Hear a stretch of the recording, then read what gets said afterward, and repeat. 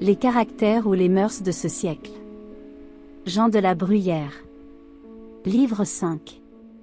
De la société et de la conversation. 1. Un caractère bien fade est celui de n'en avoir aucun. 2. C'est le rôle d'un sot d'être importun. Un homme habile sans s'il convient ou s'il ennuie. Il sait disparaître le moment qui précède celui où il serait de trop quelque part. 3. L'on marche sur les mauvais plaisants, et il pleut par tout pays de cette sorte d'insectes. Un bon plaisant est une pièce rare.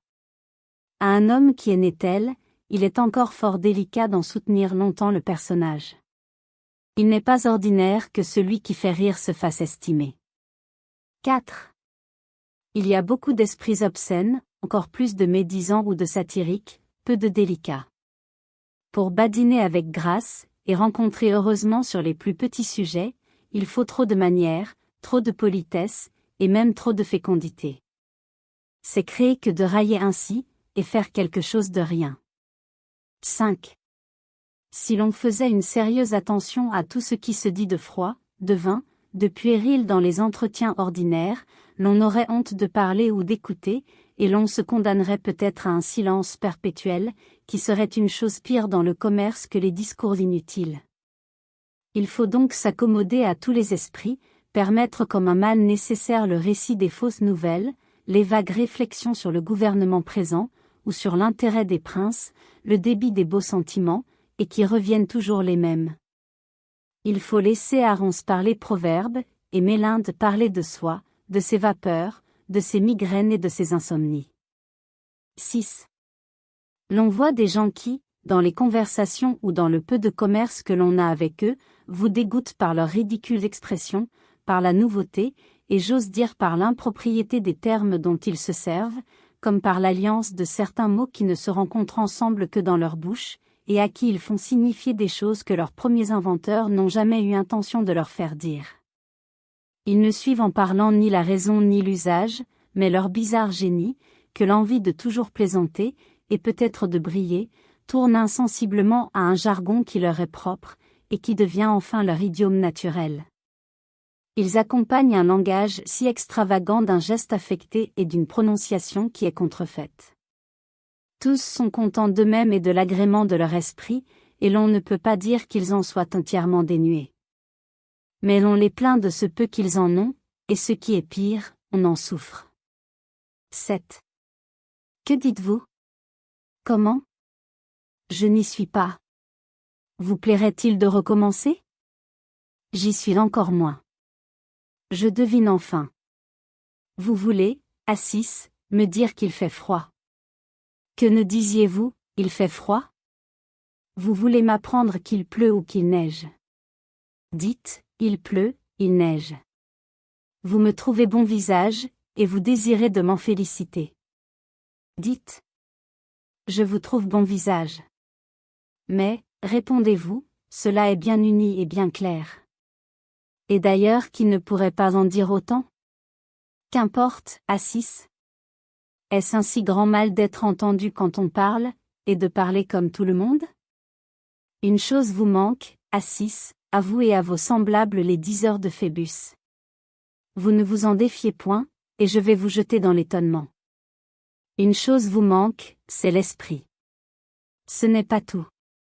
Il y a en vous une chose de trop, qui est l'opinion d'en avoir plus que les autres. Voilà la source de votre pompeux galimatia, de vos phrases embrouillées, et de vos grands mots qui ne signifient rien. Vous abordez cet homme, ou vous entrez dans cette chambre. Je vous tire par votre habit, et vous dis à l'oreille. Ne songez point à avoir de l'esprit, n'en ayez point, c'est votre rôle. Ayez, si vous pouvez, un langage simple, et tel que l'on ceux en qui vous ne trouvez aucun esprit, peut-être alors croira-t-on que vous en avez. 8. Qui peut se promettre d'éviter dans la société des hommes la rencontre de certains esprits vains, légers, familiers, délibérés, qui sont toujours dans une compagnie ceux qui parlent, et qu'il faut que les autres écoutent? On les entend de l'antichambre. On entre impunément et sans crainte de les interrompre. Ils continuent leur récit sans la moindre attention pour ceux qui entrent ou qui sortent, comme pour le rang ou le mérite des personnes qui composent le cercle. Ils font taire celui qui commence à conter une nouvelle, pour la dire de leur façon, qui est la meilleure. Ils la tiennent de Zamet, de Ruxellais, ou de Conchigny, qu'ils ne connaissent point, à qui ils n'ont jamais parlé, et qu'ils traiteraient de Monseigneur s'ils leur parlaient. Ils s'approchent quelquefois de l'oreille du plus qualifié de l'Assemblée, pour le gratifier d'une circonstance que personne ne sait, et dont ils ne veulent pas que les autres soient instruits. Ils suppriment quelques noms pour déguiser l'histoire qu'ils racontent, et pour détourner les applications. Vous les priez, les pressez inutilement. Il y a des choses qu'ils ne diront pas, il y a des gens qu'ils ne sauraient nommer, leur parole y est engagée, c'est le dernier secret, c'est un mystère, outre que vous leur demandez l'impossible, car sur ce que vous voulez apprendre d'eux, ils ignorent le fait et les personnes. 9. Arias a tout lu, a tout vu, il veut le persuader ainsi. C'est un homme universel, et il se donne pour tel. Il aime mieux mentir que de se taire ou de paraître ignorer quelque chose. On parle à la table d'un grand d'une cour du Nord. Il prend la parole, et l'ôte à ceux qui allaient dire ce qu'ils en savent. Il s'oriente dans cette région lointaine comme s'il en était originaire. Il discourt des mœurs de cette cour, des femmes du pays, de ses lois et de ses coutumes. Il récite des historiettes qui y sont arrivées. Il les trouve plaisantes, et il en rit le premier jusqu'à éclater. Quelqu'un se hasarde de le contredire, et lui prouve nettement qu'il dit des choses qui ne sont pas vraies. Arias ne se trouble point, prend feu au contraire contre l'interrupteur. Je n'avance, lui dit-il, je raconte rien que je ne sache d'original. Je l'ai appris de Seton, ambassadeur de France dans cette cour, revenu à Paris depuis quelques jours, que je connais familièrement, que j'ai fort interrogé, et qui ne m'a caché aucune circonstance. Il reprenait le fil de sa narration avec plus de confiance qu'il ne l'avait commencé, lorsque l'un des conviés lui dit. C'est Seton à qui vous parlez, lui-même, et qui arrive de son ambassade. 10. Il y a un parti à prendre, dans les entretiens, entre une certaine paresse qu'on a de parler, ou quelquefois un esprit abstrait, qui, nous jetant loin du sujet de la conversation, nous fait faire ou de mauvaises demandes ou de sottes réponses, et une attention importune qu'on a au moindre mot qui échappe, pour le relever, badiner autour, y trouver un mystère que les autres n'y voient pas, y chercher de la finesse et de la subtilité, seulement pour avoir occasion d'y placer la sienne. 11.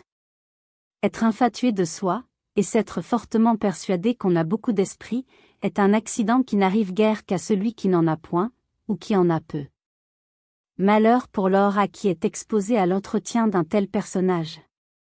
Combien de jolies phrases lui faudra-t-il essuyer? Combien de ces mots aventuriers qui paraissent subitement, durent un temps, et que bientôt on ne revoit plus. S'il conte une nouvelle, c'est moins pour l'apprendre à ceux qui l'écoutent, que pour avoir le mérite de la dire, et de la dire bien. Elle devient un roman entre ses mains. Il fait penser les gens à sa manière, leur met en la bouche ses petites façons de parler, et les fait toujours parler longtemps. Il tombe ensuite en des parenthèses, qui peuvent passer pour épisodes, mais qui font oublier le gros de l'histoire, et à lui qui vous parle, et à vous qui le supportez. Que seraient ceux de vous et de lui, si quelqu'un ne survenait heureusement pour déranger le cercle, et faire oublier la narration? 12. J'entends Théodecte de l'antichambre. Il grossit sa voix à mesure qu'il s'approche. Le voilà entré. Il rit, il crie, il éclate. On bouche ses oreilles, c'est un tonnerre. Il n'est pas moins redoutable par les choses qu'il dit que par le ton dont il parle. Il ne s'apaise, et il ne revient de ce grand fracas que pour bredouiller des vanités et des sottises. Il a si peu d'égard au temps, aux personnes, aux bienséances, que chacun a son fait sans qu'il ait eu intention de le lui donner. Il n'est pas encore assis qu'il a, à son insu, désobligé toute l'assemblée. A-t-on servi, il se met le premier à table et dans la première place, les femmes sont à sa droite et à gauche. Il mange, il boit, il compte, il plaisante, il interrompt tout à la fois. Il n'a nul discernement des personnes, ni du maître, ni des conviés. Il abuse de la folle déférence qu'on a pour lui. Est-ce lui, est-ce Tidème qui donne le repas? Il rappelle à soi toute l'autorité de la table. Et il y a un moindre inconvénient à la lui laisser entière qu'à la lui disputer. Le vin et les viandes n'ajoutent rien à son caractère. Si l'on joue, il gagne au jeu. Il veut railler celui qui perd, et il l'offense. Les rieurs sont pour lui. Il n'y a sorte de fatuité qu'on ne lui passe. Je cède enfin et je disparais, incapable de souffrir plus longtemps Théodecte, et ceux qui le souffrent. Merci d'avoir écouté cette vidéo. Si cette vidéo vous a plu, vous pouvez vous abonner gratuitement à la chaîne Coin Livre Audio. N'oubliez pas de liker avec le pouce vers le haut. Vous pouvez aussi me laisser un commentaire. À bientôt.